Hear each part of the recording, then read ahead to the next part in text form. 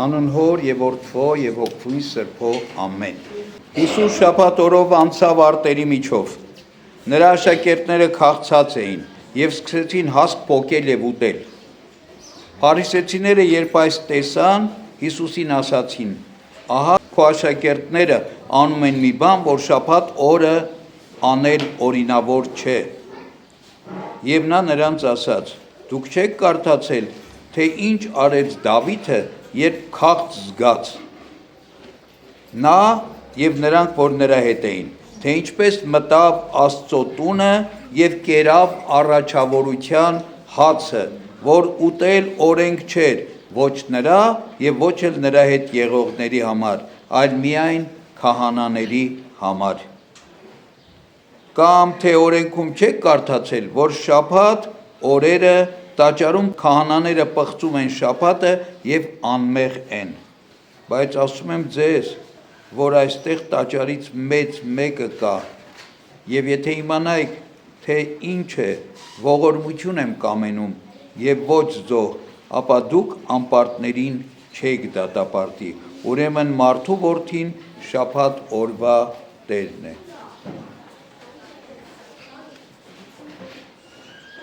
Մատթեոսի ավետարանի 12-րդ գլխից այս փոքրիկ հատվածն էր, որ այսօրվա ընթերցումն էր։ Ճաշու ընթերցումը, պատարագի ժամանակ ընթերցվող ավետարանը։ Խոսքը վերաբերվում էր հրեական օրենքին։ Հիսուս իր աշակերտների հետ միասին անցնում էր արտերի միջով, աշակերտները քաղցած էին, սկսեցին հասկեր պոկել,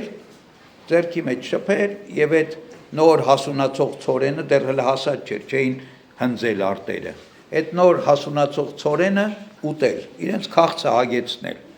Եվ այդ բանը տեսան Հիսուսի հակառակորդները, փարիսեցիները եւ մեղադրեցին, որ դուք օրենք եք խախտում։ Ինչ օրենքի մասին էր խոսքը։ Այո, հրեական օրենք կար այդպիսի, որ շաբաթ օրը սահմանված չափից ավելի գործ չէր կարելի անել։ Օրինակ, կրակ վառել չէր կարելի, կերակուր պատրաստել չէր կարելի, երկար ճանապարհ չէր կարելի գնալ, այսքան քայլից ավել չէր կարող քայլել։ Եվ այսպիսի բազմաթիվ օրենքներ, այսինքն որտեղից էր գալիս սա, Մովսիսական օրենքից։ Տասնաբանյա պատվիրանների մեջ էլ այդ մասին հիշում։ Ինչ էր ասում Տասնաբանյայի 4-րդ պատվիրանը։ Ասում էր 6 օր կաշխատես, 7-րդ օրը սուրբ կպահես։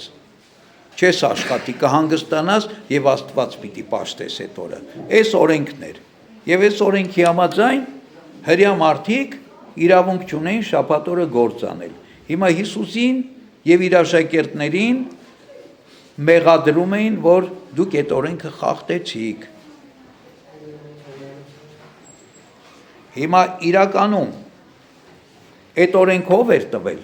Աստված էր տվել։ Հիսուսնով էր, Աստված էր։ Ուրեմն այդ օրենքը տվողը ինքը Աստված էր։ Եվ հիմա մարդիկ, որ այդ օրենքը կիսատ, պռատ գիտեին կամ չգիտեին, բառացի գիտեին, բայց իմաստը հասկանում էին, թե չէին հասկանում, մեղադրում են օրենք տվողին, ասում են դու օրենքը խախտում ես։ Ծիծաղելի իրավիճակ է։ Եվ Հիսուս օրենքով իրենց պատասխանեց, որ մենք օրենքը չենք խախտում։ Ինչ օրենք խախտելու մասին էին խոսում այս մարդիկ։ Երկու օրենք ասма խախտեցին։ Նախ բերքից իրավունք չկար ուտելու, մինչև այդ բերքի երախայրիկը կամ առաջի հավաքածը չտանեին տաճարին, չնվիրեին Աստծուն։ Հələ տաճարին չէր ընծայաբերվել երախայրիկը, ո՞նց եք դուք ուտում։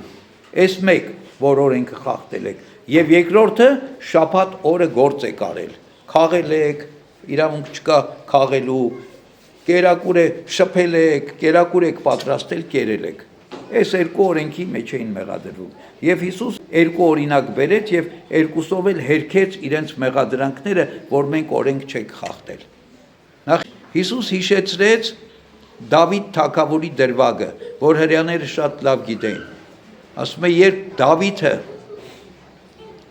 եւ իր հետ եղող մարդիկ, երբ որ իրենք հալածվում էին Սավուղի կողմից,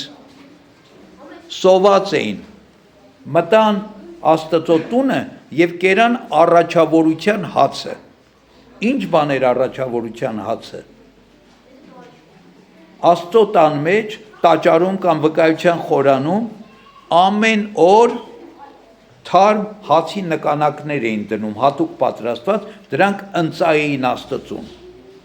Բերում էին եւ ընծայում էին Աստծուն, որը ոչ մեկը չէր ուտելու։ Հաջորդ օրը, երբ այդ նկանակները հանում էին, տեղը նորը թարմն էին դնում, դրանք իրավունք ունեին ուտելու միայն քահանաները։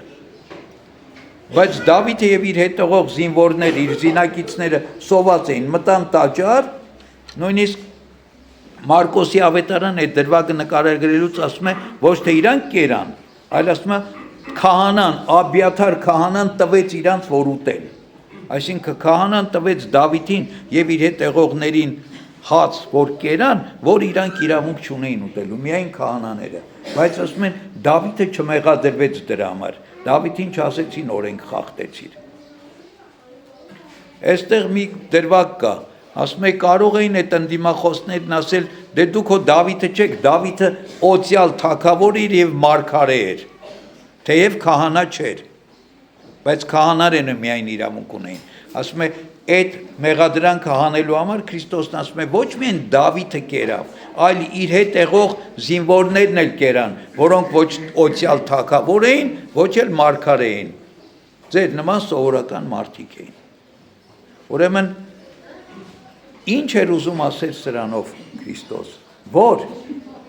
այդ օրենքի տառը, որ դուք գիտեք, որ առաջավորության հացը, Աստծուն ընծայվածը, Աստծուն երախայրիքը չի կարող մարդ ուտել, այդպես է այդ օրենքը, բայց այդ օրենքը ունի իր իմաստն ու խորհուրդը, ինչի համար է դա մարդու համար է։ Մարդը եթե սոված է, սոված պիտի մեռնի, ասենք չի կարելի, թող այդ հացը մնա այնտեղ կամ արտերում բան չկա,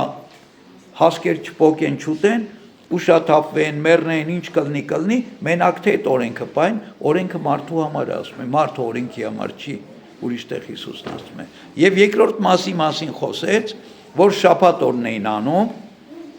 որ շաբաթի օրենքն էլ եք խախտել, ոչ միայն Աստծուն ծայվածը, որ պիտի Աստծուն ընծայեք դուք եք կերել, ինչ է ասում։ Ասում է, չեք կարդացել, որ քահանաները շաբաթ օրով տաճարի մեջ շաբաթը պղծում են, այսինքն գործ չանելու հրանգը խախտում են, բայց անմեղ են։ Ինչ էին անում շաբաթ օրով քահանաները։ Մեկնիչներն ասում է, մարդ էին թլպատում։ Օրինակ հրեական օրենքով երեխեքը որ ծնվում էին, նորածինները 8-րդ օրը պիտի իրենց թլպատեին։ Եթե այդ երեխան ծնվել էր շաբաթ օրը, հաջորդ շաբաթ օրը 8-րդ օրն էր, ուրեմն պիտի թլպատեին։ Չէին կարող պահել 9-րդ օրը։ Իդեպ այստեղից նաև գալիս է սրա խորհրդով գալիս է, որ մենք էլ քրիստոնյաներս մեր զավակներին ծնվելուց հետո 8-րդ օրը պիտի մկրտենք։ Հրեաների համար թլպատությունը նույնն էր, ինչ մեզ համար մկրտությունը, կամ մեզ համար մկրտությունը նույնն է, ինչ հրեաների համար թլպատությունը։ Իրենք թլպատվելով հանձնվում էին Աստծուն, դառնում էին Աստծո ժողովուրդ, Աստծո եկեղեցու անդամ, մենք էլ մկրտությամբ ենք հանձնվում Աստծուն, ծնվում Աստծո համար, դառնում Աստծո եկեղեցու անդամ։ Ուրեմն մկրտության ժամանակը 8 օրեկան հասակն է, ոչ թե մեր կամայական ուզած թիվը, հիմա մեզ հարմար չի, մենք հիմա հարմար չենք տեսնում, հիմա քավորը չկա, Պողոսը չի եկել, փող չունենք, խնջույք անենք, խաչը չենք առել, հազար ու մի տեսակի պատրվակներով խախտում ենք այս կարգը, հա? Բայց այդ ամեն ինչից, այդ բոլոր պատրվակներից շատ ավելի կարևոր է, որ մեր երեխային մենք հանձնենք Աստծուն օր առաջ, որ մեր երեխան դառնա Աստծո որդեգիր, Աստծո ժողովուրդ, որը դառնում է մկրտությամբ։ Ուրեմն, եւ այս գործն էին անում, այսինքն մարդ էին մկրտում, այսինքն մի օրենքը մյուսի հետ կարծեք թե հակադրության մեջ էր, 8-րդ օրը պիտի գործ չանեն, բայց նաև օրենքը պահանջում էր, որ 8-րդ օրը նորածիններին պիտի մկրտեն, ուրեմն այս 8-րդ օրը ներողություն թլպատեին, թլպատելու ուրեմն օրենքը ավելի բարձր էր դասվում, որտեվ ավելի վաղ էր ստացվել, քան Մովսեսը տվել էր, Աբրահամին էր տրվել այդ օրենքը, իսկ Աբրահամը ավելի առաջ էր, քան Մովսեսը, ուրեմն Աբրահամին տրված օրենքը շատ ավելի բարձր էր, քան Մովսեսի եւ որի համար թլպատում էին 8-րդ օրը եւ սա մեղք չէր համարվում։ Ուրիշ ինչ գործ էին անում։ Ուրեմն տաճարում քահանաները ամեն օր պարտավոր էին զոհեր, ողջակեզներ մատուցել Աստծուն։ Ամեն օր, նաև շաբաթ օրը։ Իսկ ողջակեզ մատուցելու համար ինչ պիտի անեն։ Ցախ պիտի կոտրեին, կրակ պիտի վառեին, անասուն պիտի մորթեին, այդ անասունին պիտի դնեին վրա։ Ահագին գործ էին անում։ Բայց ասում է, այս թույլատրելի էր։ Հիմա Քրիստոս բացատրեց, որ դուք եկել եք իմ աշակերտները սոված էին։ Մի քանի հասկ են կերել, դուք ասում եք օրենքը խախտել եք, տեսեք ինչ բաներ կա։ Շաբաթ օրով ինչ մեծ գործեր են արել։ Դավիթը ոնց է կերել են հացը, որ միայն քահանաները իրավունք ունեին ուտելու։ Էն էլ հանելուց հետո իրավունք ունեին ուտելու։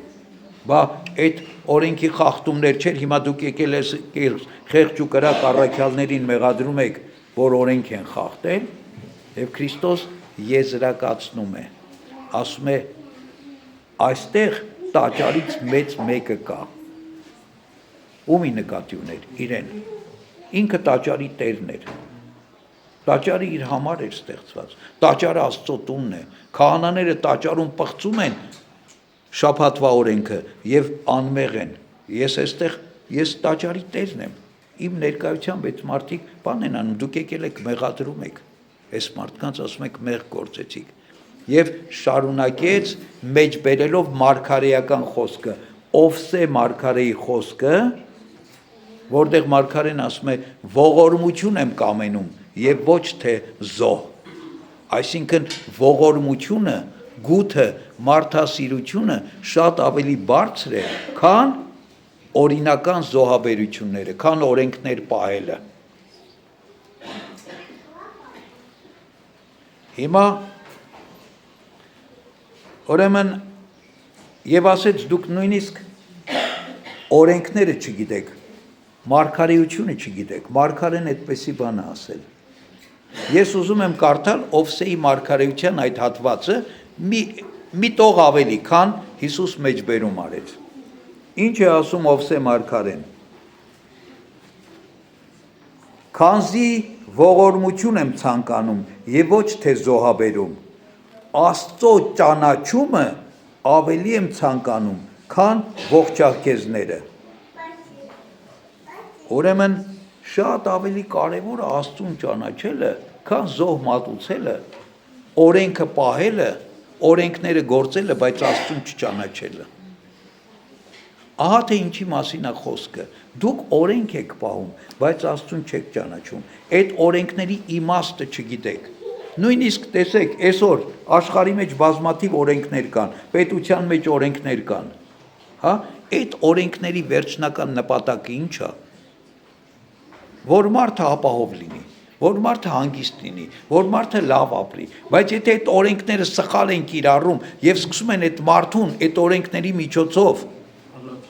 հալածել, ճնշել, անհանգստացնել, այդ օրենքը սխալ է աշխատում։ Այդ օրենքի նպատակը այդ չէ, որ այդ մարդուն մենք ճնշենք, որ այդ մարդուն նեղացնենք, որ այդ մարդու ազատությունը սահմանափակենք, որ այդ մարդուն վատ վիճակի մեջ դնենք, որ այդ մարդուն հալածենք, չգիտեմ, ինչ ուզում եք ասեք։ Օրենքի նպատակը մարդու բարոր վիճակն է, բարի վիճակն է, լավ վիճակն է։ Ճիշտ այս մասին է խոսում Քրիստոս, ասում է ողորմություն եմ կամենում, ոչ թե զոհ։ Եվ այս բանին, որ մենք նայում ենք այսօր, օրենքը ինչի համար է, բա ուրեմն օրենքը պետք չի պահել։ Հիմա պահենք օրենքը, թե չպահենք։ Օրենքն է կարևոր, թե մարդասիրությունն է կարևոր։ Այս հարցի պատասխանը Սուրբ Գիրքը շատ լավ ունի։ Այսինքն Հիսուս այս իր արարքով եւ իր խոսքերով մերժեց օրենքը, չէ։ Բա ընդդիմադիրն ասում են, բա հին ուխտի ժամանակ, Մովսես մարգարեի ժամանակ, որ ասել էին շաբաթ օրը գործ չի կարելի անել, մի մարդ ցախ էր հավաքել շաբաթ օրով։ Եվ բռնեցին, բերեցին Մովսեսի մոտ, Մովսեսին հարցրին, ասեցին այդ մարդուն ինչ անենք։ Շաբաթը խախտել է, ցախը հավաքել։ Եվ Մովսես մարգարեն Աստծուն հասցրեց եւ պատասխանեց, ասեց այդ մարդուն քար կոծելով սպանեք։ Էս ինչ ստացվեց։ Մի դեպքում կարելի է, մի դեպքում շատ խիստ է այդ օրենքը, ասում է սպանեք այդ մարդուն, որտեվ այդպես էր օրենքը տրված, ասում էր ով որ շաբաթ օրը գործ անի, պիտի մեռնի։ Հիմա ինչի են պարագային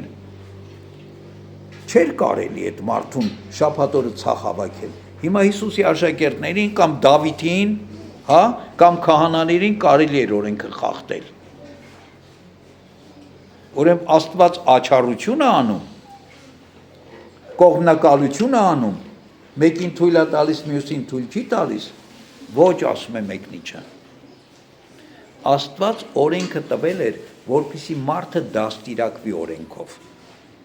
Եվ այն շրջանը, երբ որ այդ ցախը հավաքում էր այդ մարդը, նոր օրենքը տրված էր եւ օրենքի միջոցով մարդը պիտի դաստիարակվեր։ Պողոս առաքյալը իր թղթերից մեկում ասում է. օրենքը տրվեց մեզ որպես դաստիարակ, որ մենք օրենքի միջոցով դաստիարակվենք, բայց երբ որ Քրիստոսն եկավ, այլևս դաստիարակի կարիք չունենք, որտեվ նոր ժամանակ եկավ, նոր օրենքի ժամանակ եկավ, կատարելության ժամանակներն եկան։ Ասում է, երբ մարդը երեխա է, կարիք ունի դաստիարակների, խրատատուների, անընդհատ իրան ուղղելու, շտկելու, բայց երբ հասնում է կատարելության տարիքին, այլևս դրա դաստիարակի կարիքը չկա։ Ճիշտ մարդկության այն ցախ հավաքելու վիճակը այդ մանկության վիճակն էր։ Եթե այնտեղից թույլ տրվեր օրենքները խախտել, ուրեմն օրենք չէր մնա, բոլոր օրենք կխախտեին։ Բայց օրենքի միջոցով մարդը աճեց, հասավ այն վիճակին, որ հասկացավ, որ ես մեղավոր եմ, որ ես այդ օրենքները խախտող եմ, որ ես չեմ կարողանում այդ օրենքները պահել, չեմ կարողանում Աստծուն հաճելի լինել, աստվածային պատվիրանները ես անընդհատ խախտում եմ, եւ ասում է, չգտնվեց մի մարդ աշխարհի մեջ, առաքյալն է ասում, որը պատվիրանը պահեր, բոլորը խախտեցին օրենքները։ Այստեղ արդեն Քրիստոսն եկավ մեզ ազատելու այդ վիճակից, եկավ օրենքի լծից ազատելու եւ նոր օրենք բերեց։ Ինչ օրենք բերեց? Աստծո շնորհի օրենքը, փրկության օրենքը բերեց։ Ոչ թե դուք պիտի փրկվեք օրենքի տառերը կատարելով, այլ դուք պիտի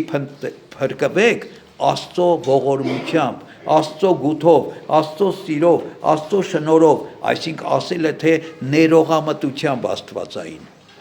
այլ ոչ թե ձեր արդարությամբ։ Ձեր արդարությունը ոչինչ է, ձեր արդարությամբ դուք չեք կարող արդարանալ, սրա մասին է խոսքը, բայց դրան մարդը պիտի հասներ, մարդը օրենքի միջոցով դաստիարակվելով պիտի հասներ այդ վիճակին, որ հասկանար, որ ինքը օրենք պահող չի, որ ինքը տկար է, որ ինքը թույլ է, ինքը վիճակի չի աստվածային բոլոր օրենքները կատարելով հասնի արդարության, այլ ինչ պիտի անի, պիտի ասի մեղա քեզ Տեր Աստված, ես անկարող եմ, ես չեմ կարող ինքս ինձ օգնել, դու ինձ օգնի, դու ինձ փրկիր։ Եվ Քրիստոսն ինչ է ասում, երբ որ Քրիստոսին հարցրին, ասին ամենամեծ, ամենակարևոր, ամենաառաջին օրենքը ո՞րն է։ Ինչ ասեց։ Ասեց սիրո օրենքն է։ Պիտի սիրես քո Տեր Աստծուն, քո ամբողջ սրտով, հոգով, մտքով, քո ամբողջ զորությամբ եւ պիտի սիրես քո ընկերոջը, քո նման մարդուն, քո անձի պես։ Ով որ այս օրենքը կկատարի, բոլոր օրենքները կատարած կլինի։ Շաբաթի օրենքն էլ, կիրակի օրենքն էլ, հազար ու ուրիշ ինչ օրենք կա, չկա, ամեն ինչ կատարած կլինի։ Ուրեմն այստեղ շատ կարևոր է, բայց այստեղ նուրբ պահեր կա։ Մարդը կարող է ճիշտ չընկալի այս ամեն ինչը եւ ասի, քանի որ ես Քրիստոսին հավատում եմ, ուրեմն ես ինչ ուզենամ կարամ անեմ։ Չէ, այտենց չի։ Քրիստոսին հավատացողը ոչ թե օրենքի պարտադրանքի տակ, այլ Քրիստոսի սիրո պարտադրանքի տակ պիտի փորձի օրինապահ լինել։ Հա, ես այս երկրի օրենքները եթե պահում եմ օրենքի վախի մտրակի ազդեցության տակ, ես կարամ օրինապահ լինեմ այնքան ինչքանով որ այդ վախը իմ վրա ազդում է։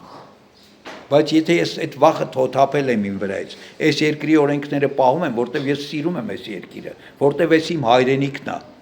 այս իմ երկիրն է, այս իմ պետությունն է, ես հարգում եմ իմ պետությունը, սիրում եմ իմ երկիրը եւ ուզում եմ իմ երկիրը օրինական երկիր լինի, ուզում եմ լավ երկիր լինի եւ սրանով եմ պահում, հասկանում եք, չէ՞ տարբերությունն ինչ է։ Ոչ թե պարտադրված եմ օրենք պահել, այլ սիրով եմ պահում, հասկանալով եմ պահում, որտեվ դա անհրաժեշտ է, դա լավ է, դա պետք է։ Ուրեմն Քրիստոս ոչ թե հանեց օրենքը, այլ ասեց այդ օրենքը պիտի ծառայի մարդուն, մարդու փրկությանը։ Այսինքն մենք քրիստոնյաներս օրենքի տակ ենք, թե օրենքի տակ չենք։ Հին ուխտի նման մենք օրենքի տակ չենք։ Քրիստոս մեզ ազատագրել է այդ օրենքից, ազատել է պատվիրանապահության օրենքից, բայց նոր ուխտով, Քրիստոսին հավատալով եւ Քրիստոսին սիրելով մենք ուզում ենք աստվածային օրենքները չխախտել։ Մենք ուզում ենք աստվածային օրենքները պահել, որտեղ դա բարի է մեզ համար։ Չէ՞։ Առավել եւս Քրիստոսին հավատացողը, եթե հին ուխտում պիտի վախենար մահվան սպառնալիքից եւ չշնանար կամ չգողանար, հա? Մենք պիտի Քրիստոսի սերը կորցնելուց վախենանք ու դրա համար չշնանանք կամ չգողանանք։ Այլ ոչ թե ասենք մենք օրենքի տակ չենք, մենք Քրիստոսին ենք հավատում, կարող ենք շնանալ, կարող ենք գողանալ, կարող ենք ուրիշ մեղքեր գործել, չէ։ Քրիստոսի սերը մեզ հետ ապահում է ամեն ինչից։ Դրա համար ասում է ողորմություն եմ ուզում եւ ոչ թե զոհ։ Զոհը օրենքն է։ Ողորմությունը սերը, գութը, մարդասիրությունն է։ Եվ Քրիստոսն եկավ մեզ ազատելու այդ պարտադրված վիճակից։ Եվ այսօր մենք պիտի հիշենք այս բանը։ Ամբողջ ավետարանը, ամբողջ Աստվածաշունչը, Աստծո ամբողջ հարաբերությունը մարդ արարածի հետ սիրո հարաբերություն է։ Եվ ուզում Աստված մենք հասկանանք, մենք էլ փոխադարձենք մեր սիրով։ Ասում է երկյուղը կատարյալ չի, երբ որ մարդը երկյուղ է կրում, բայց ասում է սերը կատարյալ է, բայց այդ սիրուն հասնելու ճանապարհը երկյուղն է։ Երեխան որպեսզի հասնի կատարյալ գիտակցության, սկզբի պիտի երկնչի, սխալ գործելուց, պատժից, պատժվելուց, բայց կամաց պիտի մեծանա, այդ երկյուղը թոթափի ու հասնի սիրո։ Ինչ արեց Աստված մեզ համար։ Խաչի վրա զոհաբերվեց։ Եվ ավետարանն ասում է, Աստված այնքան սիրեց աշխարհը, սիրեց,